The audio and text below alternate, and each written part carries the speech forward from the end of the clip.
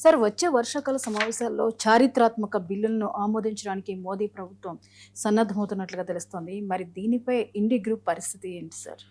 Yes అంటే ఇప్పుడు వర్షాకాల సమావేశాలు జూలై 20 నుంచి ఆగస్టు 13వ తారీఖు వరకే ఈ యొక్క వర్షాకాల సమావేశాలు జరగబోతున్నాయి.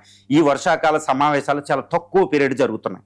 ఇప్పుడు స్వతంత్రం వచ్చినప్పుడు కొత్తలో ఏంటంటే ఆల్మోస్ట్ 365 డేస్లో 100 రోజుల కంటే ఎక్కువ 120 రోజుల దాకా పార్లమెంట్ సమావేశాలు జరిగాయి. ఇప్పుడు 3 సెషన్స్ అంటే అకార్డింగ్ టు రాజ్యాంగం ఏంటంటే పార్లమెంట్ 3 సార్లు సమావేశం అవ్వాలి తప్పనిసరిగా. ఇది వర్షాకాల సమావేశాలు, శీతాకాల మరియు బడ్జెట్ సమావేశాలు. కానీ ఈ సమావేశాలు ఏంటంటే కొన్ని రోజులే జరుగుతుంది, చాలా తక్కువ జరుగుతుంది. చర్చ అనేది చాలా తక్కువ అయిపోతుంది. వర్షాకాల సమావేశాలు కూడా జూలై 20 నుంచి ఆగస్టు 13 వరకే. అంటే ఆల్మోస్ట్ ఎంత అండి, 23 రోజులు మాత్రమే వర్షాకాల సమావేశాలు జరుగుతున్నాయి. చాలా ఇంపార్టెంట్ పీరియడ్. మాన్సూన్స్ లేకపోవడం, ఎల్నినో, ఈ కరువులు, సమస్యలు, దేశీ యుద్ధాలు, ఈ ప్రైస్ రైజ్ అయిపోవడం, ఎకానమీ కొంచెం ప్రాబ్లమ్స్లో ఉండడం, ఎన్నో సమస్యలు ఉన్నాయి. ఇలాంటి పరిస్థితుల్లో కేవలం 23 రోజుల సమావేశాలు సరిపోవు. That's a very important.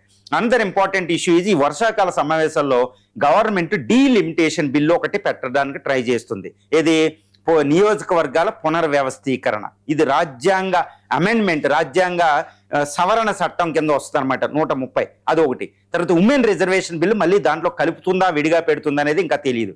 ఈ రెండవ బిల్లు. ఇక మూడోది ఏంటంటే యూనిఫామ్ సివిల్ కోడ్, ఉమ్మడి పౌర స్మృతి కూడా బిల్లు పెట్టే అవకాశం ఉంది. తర్వాత ఇక 4వ బిల్లు ఏంటంటే జమిలీ ఎలక్షన్, 1 నేషన్ 1 ఎలక్షన్ ప్రవేశపెట్టే అవకాశం ఉంది. ఈ 4, 5 ఇంకా నేను అనుకోవడం ఏంటంటే ఇంకా క్రిస్టియన్ వక్స్బోర్డ్ చట్టంలాగా క్రిస్టియన్ ల్యాండ్స్ అమెండ్మెంట్ ఈ చట్టం కూడా ఏదైనా తీసుకురాబోతుందా అనేది కూడా నేను అనుకుంటున్నా. కానీ ఇంతవరకు ఏమీ అది తెలియదు. ఇలా 6 బిల్లులు ఇప్పుడు ప్రధానంగా ఈ పార్లమెంట్లో వర్షాకాల సమావేశాల్లో పెట్టి చేయడానికి ఇప్పుడు ఎన్డీఏ ప్రభుత్వం, మోడీ ఆధ్వర్యంలోని ఎన్డీఏ ప్రభుత్వం ట్రై చేస్తున్నట్టు తెలుస్తుంది. ఇప్పుడు దీనికి ఇందులో ప్రధానమైన డీలిమిటేషను, ఉమెన్ రిజర్వేషను, యూసీసీ ఉమ్మడి పౌరస్మృతి బిల్లు అయినా, తర్వాత క్రిస్టియన్ ల్యాండ్ ఈ యాక్ట్ ప్రకారం దీనికి ఒకదాన్ని మినహాయిస్తే ఈ జమిలీ ఎలక్షన్స్కైనా 2/3 మెజార్టీ రావాలి బోత్ హౌసెస్లో విడివిడిగా. తర్వాత కొన్ని ఇందులో చాలా బిల్లులకి సగం కంటే ఎక్కువ అసెంబ్లీలు కూడా ఆమోదించాలి. 2/3 మెజార్టీ ఇప్పుడు ఎన్డీఏ ప్రభుత్వానికి లేదు.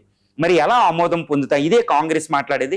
అందుకని ఏంటంటే బీజేపీ ఏం చేస్తుంది, టీఎంసీ విభజన జరిగింది కాబట్టి అక్కడ నుంచి 20 మంది ఎంపీలు, ఎస్పీ నుంచి కొంత సపోర్ట్ వచ్చే అవకాశం ఉంది. డిఎంకే సపోర్ట్ చేసింది. యూబీటీ శివసేన యూబీటీ వర్గం విడిపోయింది. 6 ఎంపీలు అట్టి వెళ్ళడం జరిగింది. ఎన్సీపీ ఇలా కొన్ని పార్టీల నుంచి చాలా వరకు లాక్కున్నాయి. అయినా కాంగ్రెస్ అనేది ఏంటంటే ఇప్పటికీ దానికి పూర్తిగా 352 మెజార్టీ లేదు లోక్సభలో అని చెప్తున్నారు. కానీ మోడీ ప్రభుత్వం ఇంకా ట్రై చేస్తుంది. ఏ విధంగానైనా 545 ఉంటే 2/3 మెజార్టీ, కొంతమందిని ఆబ్సెంట్ చేసైనా దాన్ని మెజార్టీ తగ్గించుకోవాలని ట్రై చేస్తుంది. రాజ్యసభలో ఆల్రెడీ మెజార్టీ ఉందని తెలుస్తుంది. ఇటు బీఆర్ఎస్, వైసీపీ ఈ పార్టీలు చిన్న చిత్తగా 1-2 ఎంపీలు ఉన్నా అని తీసుకోవడానికి ట్రై చేస్తుంది. అంటే ఏంటి, మోడీ ప్రభుత్వం 2024 లోక్సభ ఎన్నికల్లో 400 సీట్లు 400 అనుకుంటూ లక్ష్యం పెట్టుకెళ్ళింది. కానీ 240 దగ్గర బీజేపీ ఆగిపోయింది. ఇప్పుడు కొయిలేషన్ గవర్నమెంట్ 2.0 రన్ అవుతుంది. ఇటు జేడీయూ, నితీష్ కుమార్, ఇప్పుడు కూటమి ప్రభుత్వం ఆంధ్రప్రదేశ్లో టీడీపీ, జనసేన, ఈ కూటమి వల్ల అక్కడ గవర్నమెంట్ సర్వైవ్ అవుతుంది. కానీ ఎలక్షన్స్ లేకుండానే 400 సీట్లు వచ్చినప్పుడు ఏ అయితే బిల్లులు ప్రవేశపెడతారో ఆ బిల్లుల్ని పార్టీలు చీల్చైనా లేకపోతే ఆ పార్టీలను సపోర్ట్ తీసుకునైనా కొత్త మిత్రపక్షాలు చేసుకునైనా ఈ బిల్లులో ఆమోదం పొందడానికి ఇప్పుడు మోడీ షా విపరీతమైన రాజనీతిని ప్రదర్శిస్తున్నారు. మరి దీన్ని ఎలా ఆపుతుంది అనేది ఇండియా గ్రూప్ కూడా ఎట్టి పరిస్థితుల్లో ఈ బిల్లులను అడ్డుకోవడానికి అది ట్రై చేస్తుంది.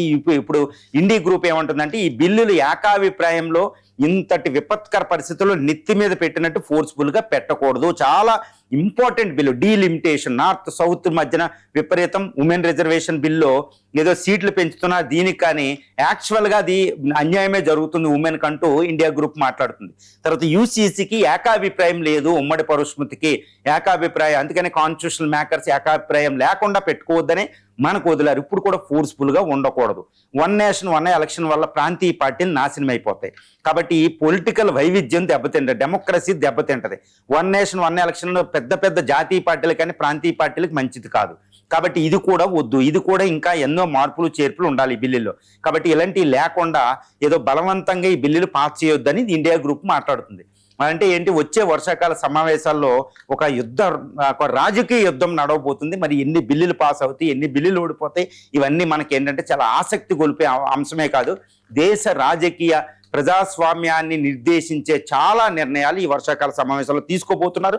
కాకపోతే ఈ వర్షాకాల సమావేశాల్లో ప్రధానమైన అజెండా ఒకటి ఉంటే బాగుంటుంది. అదేంటంటే 100 సంవత్సరాల్లో అతిపెద్ద కరువు ఎల్నీనో. దేశంలో 80 నుంచి 90% ప్రాంతం కరువులో ఉంది. ఈ ఎల్నీనో ప్రభావం ఈ ఒక్క సంవత్సరమే కాదండి, వచ్చే 2-3 సంవత్సరాల పాటు కరువు ఉండే అవకాశం ఉంది. అది ఫ్యామైన్గా మారే అవకాశం ఉంది, తీవ్ర దుర్భిక్షంగా మారిపోయే అవకాశం ఉంది. దానిపై చర్చించాలి. రైతుల సమస్యలను ప్రధాన అజెండాగా చర్చించిన తర్వాత ఇంకోటి వెళ్ళడం ఉత్తమం. మరి ఈ విషయాన్ని చర్చిస్తారా సుదీర్ఘంగా లేదా అనేది మనం చూడాలి.